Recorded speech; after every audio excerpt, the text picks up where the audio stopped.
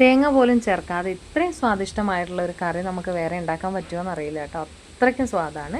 അപ്പോൾ എല്ലാവരും ട്രൈ ചെയ്ത് നോക്കാം. ഇനി തേങ്ങയില്ല എന്ന് പറഞ്ഞ് വീട്ടിൽ കറി വെക്കാതിരിക്കുന്ന മടിച്ചിരിക്കുന്നവർക്കൊക്കെ ട്രൈ ചെയ്ത് നോക്കാൻ പറ്റുന്ന ഒരു അടിപൊളി ഐറ്റമാണ് കേട്ടോ.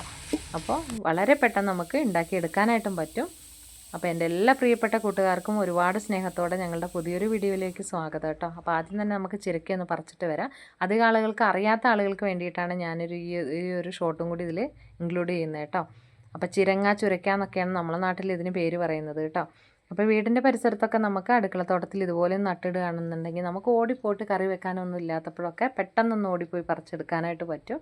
പിന്നെ അധികം കേടൊന്നും ഉണ്ടാവില്ല. അത്യാവശ്യം നല്ല രീതിയിൽ വിളവ് തരുന്ന ഒന്നാണ് കേട്ടോ. അപ്പോൾ ചെറിയൊരു പീസ് ചിരങ്ങ ഞാൻ പറിച്ചെടുത്തു. ഈ ഒരു കറിക്ക് അത്യാവശ്യം ചെറിയൊരു പുളിരസം വേണം. അതിനാവശ്യത്തിനുള്ള 2 തക്കാളിയും എരിവിന് ആവശ്യത്തിനുള്ള പച്ചമുളകും ഒക്കെ പറിച്ചെടുത്തിട്ടുണ്ട് കേട്ടോ. അപ്പോൾ ഇതെല്ലാം കൂടി അരിഞ്ഞ് നല്ല ക്ലീനാക്കി കഴുകി കൊണ്ടുവന്നിട്ടുണ്ട്. പിന്നെ ഞാൻ ഈ കറി നാടൻ കറി ആയതുകൊണ്ട് തന്നെ ഞാൻ ചട്ടിയിലാണ് പ്രിപ്പയർ ചെയ്യുന്നത്. അപ്പോൾ അതിന് വേണ്ടിയിട്ട് മൺചട്ടിയിൽ ഇട്ട് കൊടുത്തു. ഇനി തീരെ നിവർത്തിയില്ലാത്തവരാണെന്ന് വെച്ചാൽ കുക്കർ ഉപയോഗിക്കാൻ പറ്റുള്ളൂ. പിന്നെ അടുപ്പിൽ പാചകം ചെയ്യാൻ പറ്റാത്തവരാണെങ്കിൽ കുക്കറിൽ തന്നെ ചെയ്തോളൂ കേട്ടോ.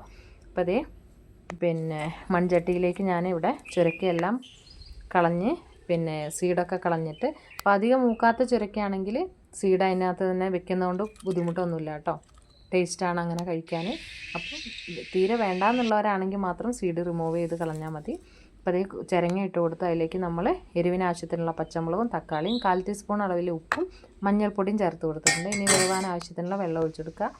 ആദ്യം തന്നെ ഒരുപാട് അളവിൽ വെള്ളം ഒഴിച്ചു കൊടുക്കേണ്ട, കാരണം ചിരക്കയിൽ അത്യാവശ്യം നല്ല രീതിയിൽ തന്നെ വാട്ടർ കണ്ടൻറ്റ് ഉള്ള ഒരു വെജിറ്റബിളാണ്. അപ്പോൾ തിളച്ച് കഴിയുമ്പോൾ നന്നായിട്ട് വെള്ളം പുറത്തേക്ക് വരും. അപ്പോൾ ഒരു ഗ്ലാസ് വെള്ളം അല്ലെങ്കിൽ 1/2 ഗ്ലാസ് വെള്ളം അത് നോക്കിയിട്ട് ഒഴിച്ച് കൊടുത്താൽ മതി കേട്ടോ. അപ്പോൾ നമ്മളിത് അടുപ്പത്ത് വെച്ച് കൊടുത്തിട്ടുണ്ട്. ഇതൊന്നിന് വെന്ത് കിട്ടട്ടെ. അപ്പോഴേക്ക് നമ്മളിതിൽ ചേർക്കാനായിട്ട് ഒരല്പം പരിപ്പ്, അതായത് സാമ്പാർ പരിപ്പ് വേവിച്ചെടുക്കണം കേട്ടോ. അപ്പോൾ ഈ ഒരു ചിരക്കൊന്ന് വെന്ത് വരുമ്പോഴാണ് നമ്മൾ പരിപ്പ് ചേർത്ത് കൊടുക്കുന്നത് ഇതിലേക്ക്. അപ്പോൾ ഇത് നന്നായിട്ട് ഇടയ്ക്കൊന്ന് ഇളക്കി വെച്ച് കൊടുക്കുക. ഉപ്പ് കുറവാണെങ്കിൽ കറി ആയതിന് ശേഷം മാത്രം ഇനി ബാക്കിയുള്ള ഉപ്പൊക്കെ ചേർത്ത് കൊടുത്താൽ മതി. അപ്പോൾ വേവിച്ച് മാറ്റി വെച്ചിരിക്കുന്ന പരിപ്പും കൂടി കഷ്ണങ്ങൾ വെന്ത് കഴിഞ്ഞപ്പോൾ ഞാനിവിടെ ചേർത്ത് കൊടുക്കുകയാണ് കേട്ടോ. അതേപോലെ ഇതിപ്പോൾ മഞ്ഞൾപ്പൊടിയും ഉപ്പും ചേർത്തിട്ടാണ് ഞാനിപ്പോൾ ഒരു പരിപ്പ് വേവിച്ചെടുത്തത്. പരിപ്പ് വേവിച്ചെടുക്കുമ്പോൾ അത്യാവശ്യം നന്നായിട്ട് അത് വേവാനായിട്ട് ശ്രദ്ധിക്കണം കേട്ടോ. എന്നാൽ മാത്രമായിരിക്കും ഈ ഒരു ടേസ്റ്റ് നമുക്ക് കിട്ടുള്ളൂ.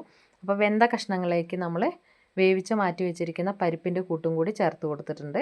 നന്നായിട്ട് അങ്ങ് മിക്സ് ചെയ്യുക. ഇത്ര മാത്രമേ ഉള്ളൂ. എന്ത് പെട്ടെന്നാലേ, വളരെ പെട്ടെന്ന് ഉണ്ടാക്കി എടുക്കാനായിട്ട് പറ്റുകയും ചെയ്യും. ഇനിയിപ്പോൾ തേങ്ങയൊന്നും വീട്ടിലില്ലെങ്കിൽ നമുക്ക് ബുദ്ധിമുട്ടുള്ളവർക്കൊക്കെ അങ്ങനെയൊക്കെ എന്താ പറയുക, പിന്നെ ട്രൈ ചെയ്ത് നോക്കാൻ പറ്റുന്ന, വളരെ പെട്ടെന്ന് നമുക്ക് ഉണ്ടാക്കിയെടുക്കാൻ പറ്റുന്ന റെസിപ്പിയാണ് കേട്ടോ. എന്നാലും ടേസ്റ്റ് ബേസ് ആണെങ്കിൽ ഒട്ടും മോശമല്ല, അത്രയും ഗംഭീര സ്വാദാണ് കേട്ടോ. അപ്പോൾ നന്നായിട്ട് ഇളക്കി ഒന്ന് മിക്സ് ചെയ്ത് കൊടുക്കുകയാണ് നമ്മളുടെ കറി. ആ ഒരു പരിപ്പും നമ്മൾ ഈ ഒരു ഇട്ട കഷ്ണങ്ങളും എല്ലാം കൂടി നല്ല രീതിയിൽ ഒന്ന് മിക്സായി വരുന്നവരെ തന്നെ ഒന്ന് ഇളക്കിയെടുക്കുക. നന്നായിട്ടൊന്ന് തിളയ്ക്കാനായിട്ട് അനുവദിക്കുക. നന്നായി തിളച്ച് കഴിയുമ്പോൾ ഇനി ഇതിലേക്ക് ഒരു താളിപ്പും കൂടി ചേർത്താൽ കറി ഇവിടെ പൂർണ്ണമാവും കേട്ടോ. അപ്പോൾ വെളിച്ചെണ്ണയാണ് വേണ്ടത്. വെളിച്ചെണ്ണയിലേക്ക് നമ്മൾ കടുക് പൊട്ടിച്ചിട്ടുണ്ട്. കടുകിലേക്ക് ഒരു 2 പിന്നെ നമ്മളുടെ വെളുത്തുള്ളി അരിഞ്ഞതും, അതിലേക്ക് 2-3 ചെറിയുള്ളി അരിഞ്ഞതും, കുറച്ച് വറ്റൽമുളകും കറിവേപ്പിലയും കൂടിയാണ് ചേർത്ത് കൊടുക്കുന്നത് കേട്ടോ. അപ്പോൾ ഈ ഒരു വെളുത്തുള്ളിയും ചെറിയുള്ളിയും ഒന്നും സ്കിപ്പ് ചെയ്യരുത്. നമ്മൾ തേങ്ങയൊന്നും ചേർക്കാത്ത കറിയാന്ന് പറഞ്ഞല്ലോ. അപ്പോൾ ഈ ഒരു താളിപ്പും കൂടി വരുമ്പോഴാണ് ഇതിൻ്റെ പൂർണ്ണമായിട്ടുള്ള സ്വാദ് നമുക്ക് കിട്ടുന്നത്. അതുകൊണ്ട് ഈ താളിപ്പിനുള്ള എല്ലാ ഇൻഗ്രീഡിയൻസും തന്നെ ചേർക്കാനായിട്ട് ശ്രദ്ധിക്കുക കേട്ടോ. നന്നായിട്ട് വെന്ത് തിളയൊക്കെ പാകമായിട്ടുള്ള കറിയിലേക്ക് നമ്മൾ ഈ ഒരു കൂട്ടും കൂടി അങ്ങ് ചേർത്ത് കൊടുക്കുമ്പോഴത്തേക്ക് നമ്മുടെ കറി ഇവിടെ പൂർത്തിയായിട്ടുണ്ട്.